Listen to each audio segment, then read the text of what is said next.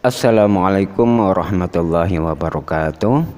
Bismillahirrahmanirrahim. Alhamdulillahirabbil alamin. Wassalatu wassalamu ala asyrafil anbiya wal mursalin sayyidina wa maulana Muhammadin wa ala alihi wa sahbihi ajma'in. Amma ba'd. Alhamdulillah. Pada kali ini kita meneruskan materi yang kemarin, yaitu tentang khutbah, tabligh dan dakwah. Sekarang kita masuk pada bab tabligh. Tabligh ini termasuk salah satu sifat daripada Rasulullah SAW, yaitu siddiq, amanah, tabligh, fatonah. Nah, tabligh merupakan sifat dan kebiasaan Rasulullah SAW dalam kehidupan sehari-hari untuk mengingatkan umatnya agar menyembah kepada Allah dan mengikuti syariat Islam. Kebiasaan Rasulullah SAW ini dilanjutkan oleh umat Islam sampai saat ini. Pengertian tabligh secara etimologi, tabligh berasal dari bahasa Arab balagha yuballighu tablighan, yang artinya menyampaikan. Adapun secara terminologi tabligh adalah menyampaikan ajaran-ajaran Islam baik dari Al-Quran maupun hadis kepada umat manusia dalam kehidupan sehari-hari. Tabligh adalah perbuatannya, sedangkan orang yang menyampaikan tabligh disebut mubaligh. Seorang Rasul wajib menyampaikan risalah yang diterima kepada umatnya. Oleh karena itu, seorang Rasul memiliki sifat wajib tabligh, yaitu menyampaikan apapun yang mendapatkan wahyu dari Allah, semuanya akan disampaikan oleh Rasulullah SAW tanpa ada persimpanan, ya. Tidak ada yang disimpan, semuanya disampaikan oleh Rasulullah SAW. Umat Islam mempunyai tanggung jawab untuk meneruskan kebiasaan Nabi Muhammad SAW dalam menyampaikan ajaran-ajaran Islam. Menyampaikan risalah Islam tidak harus menjadi ulama atau memiliki ilmu agama yang banyak terlebih dahulu untuk melakukan tabligh. Orang yang melihat kemungkaran terjadi di depan mata dan merasa mampu untuk menghentikan, ia wajib untuk menghentikan semampunya. Orang yang memahami ilmu agama dan hukum Islam harus menyampaikannya kepada orang lain. Dalil tentang tabligh ada beberapa di dalam Al-Quran. Perintah bertabligh banyak sekali dijelaskan di dalam Al-Quran maupun hadis. Sebagai berikut dalil-dalil yang menjadi landasan tentang perintah bertabligh, perintah menyampaikan. Ada di surat An-Nahl ayat 82. A'udzubillahi minasyaitonirrajim. Fa in tawallau fa innama 'alaikal balaghul mubin. Artinya, jika mereka tetap berpaling, maka sesungguhnya kewajiban yang dibebankan atasmu, yaitu Muhammad, hanyalah menyampaikan amanat Allah dengan terang. Kemudian di surat Al-Maidah ayat 67 berbunyi, A'udzubillahi minasyaitonirrajim. Ya ayyuhar rasulu balligh ma unzila ilaika mir rabbik wa illam taf'al fama ballaghta risalatahu wallahu ya'simuka minan nas innallaha la yahdil qaumal kafirin.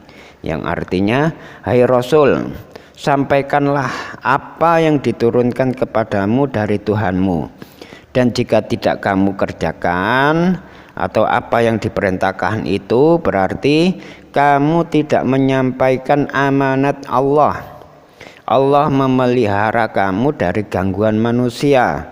sesungguhnya Allah tidak memberi petunjuk kepada orang-orang yang kafir. Itu arti daripada ayat ke-67 surat Al-Maidah. Kemudian ada hadis Rasulullah SAW, beliau bersabda, An-Tariq bin Syihab an qala awwalu man abada bil khutbati yaumal id qabla salati Marwan faqama ilaihi rajulun faqala salatu qabla al khutbati faqala qad turika ma hunalika faqala Abu Sa'id amma hadza faqad fadha amma hadza faqad qada ma alaihi sami'tu Rasulullah sallallahu alaihi wasallam yaqul man ra'a minkum munkaran falyughayyirhu bi yadihi fa illam yastati' fa bi lisanihi fa illam yastati' fa bi qalbihi wa dzalika ad'aful iman, rawahu Muslim. Yang artinya dari Tariq bin Syihab, dia berkata, orang yang pertama memulai khutbah hari raya sebelum sholat adalah Marwan. Lalu ada seorang laki-laki berdiri mendekati Marwan kemudian berkata bahwasannya sholat dikerjakan sebelum khutbah. Marwan menjawab, itu telah terabaikan. Abu Sa'id mengatakan, laki-laki ini telah menunaikan kewajibannya. Saya telah mendengar Rasulullah SAW bersabda, barang siapa di antara kalian melihat kemungkaran, maka hendaklah ia mencegahnya dengan tangannya. Kalau ia tidak mampu, maka dengan lisannya. Dan kalau dia tidak mampu, maka ia dengan hatinya.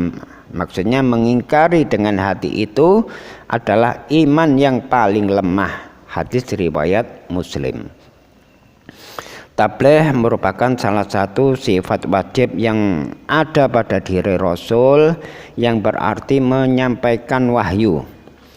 Tabligh merupakan tugas penting yang harus dilaksanakan oleh setiap orang.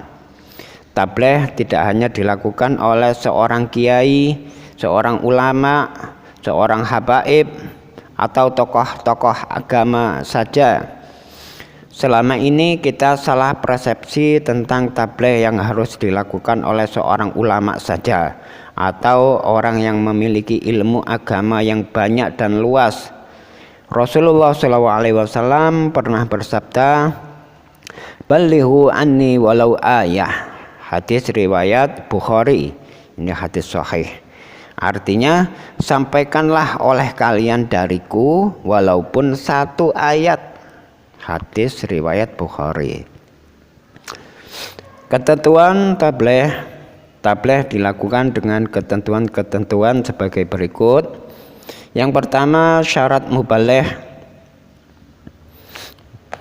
Syarat seorang mubaligh harus memenuhi syarat, yaitu yang pertama Islam, yang kedua baligh, sudah dewasa, yang ketiga berakal alias tidak gila atau kurang akalnya, yang keempat mendalami ajaran Islam dan menguasainya.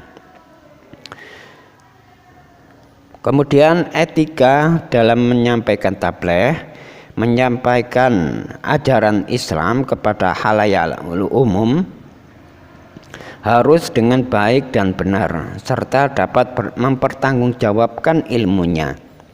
Ada beberapa etika yang harus diperhatikan dalam melakukan tabligh. Yang pertama, bersikap lemah lembut, tidak kasar dan tidak merusak. Islam diajarkan oleh Rasulullah SAW dengan penuh kelembutan dan kasih sayang. Maka Islam disebut sebagai agama rahmatan lil alamin.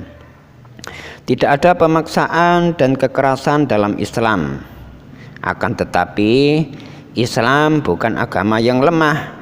Islam menempatkan ketegasan dan kelembutan sesuai dalam kondisinya.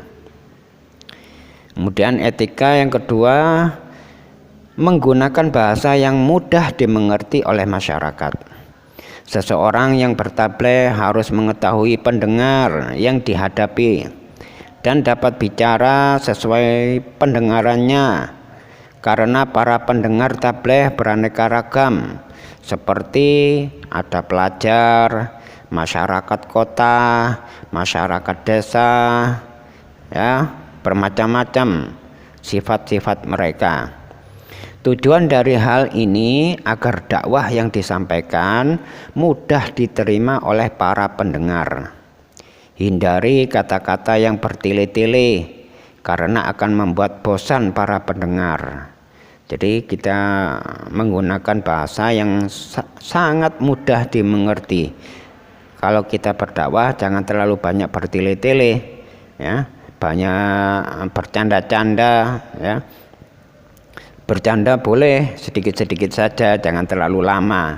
Ya, yang penting adalah tablighnya, penyampaiannya, dalam arti banyak untuk menambah keimanan, ya,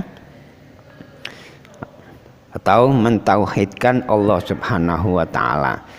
Kemudian etika yang ketiga, mengutamakan masyarakat dan berdiskusi untuk memperoleh kesepakatan bersama. Seorang mubaligh harus memikirkan kemaslahatan umat. Jangan bersikap egois dan memiliki pikiran yang tertutup atau sempit. Jika ada orang lain yang berbeda pendapat dengan materi yang disampaikan, harus dikaji ulang dan dihadapi dengan bijak, ya, atau dijelaskan secara rinci. Mungkin saja orang yang mendengar tadi itu kurang memahami, ya, kurang tangkap dalam menerima ilmu tadi. Karena kurang tangkap, maka kita harus menjelaskan dengan perinci. Makanya banyak kitab-kitab yang ada itu ada syarah-syarah, ya. Dari syarah ini kemudian disyarahkan lagi, kemudian disyarahkan lagi. Nah, itu tujuannya untuk menjelaskan secara perinci maksud daripada materi tersebut. Kemudian etika yang keempat, yaitu materi dakwah yang disampaikan harus berdasarkan sumber hukum yang jelas. Jadi sumber hukum yang jelas. Seorang mubaligh harus menyampaikan materinya berdasarkan Al-Quran dan hadis. Materi yang disampaikan jangan keluar dari sumber hukum ajaran Islam, sehingga dapat menyesatkan para pendengar. Kalau kita keluar daripada sumber hukum yang jelas seperti Al-Quran dan hadis, maka bisa jadi kita menyesatkan para pendengarnya. Jadi kita menyampaikannya itu harus ada sumbernya, ya, ada dalilnya. Tidak semena-mena kita menyampaikan menurut akal pikiran kita saja, tapi harus menurut pengertian daripada atau berdasarkan pada Al-Quran dan hadis, ya, atau ijma' dari para ulama. Kemudian etika yang kelima, yaitu menyampaikan dengan ikhlas dan sabar sesuai kondisi psikologis dan sosiologis para penerimanya. Yang keenam, materi yang disampaikan tidak boleh mengandung hasutan untuk bermusuhan atau untuk merusak, berselisih, dan mencari-cari kesalahan orang lain. Nah, itu ya etika-etika dalam menyampaikan tabligh. Sekarang fungsi tabligh, apa fungsi tabligh itu? Adapun fungsi tabligh antara lain, pertama, memberikan pemahaman tentang Allah Subhanahu wa taala. Semakin dalam pemahaman seseorang kepada Allah Subhanahu wa taala, semakin besar pula faedah dari tabligh tersebut. Fungsi yang kedua, memantapkan tabligh dengan jiwa, akal, dan kehidupan manusia.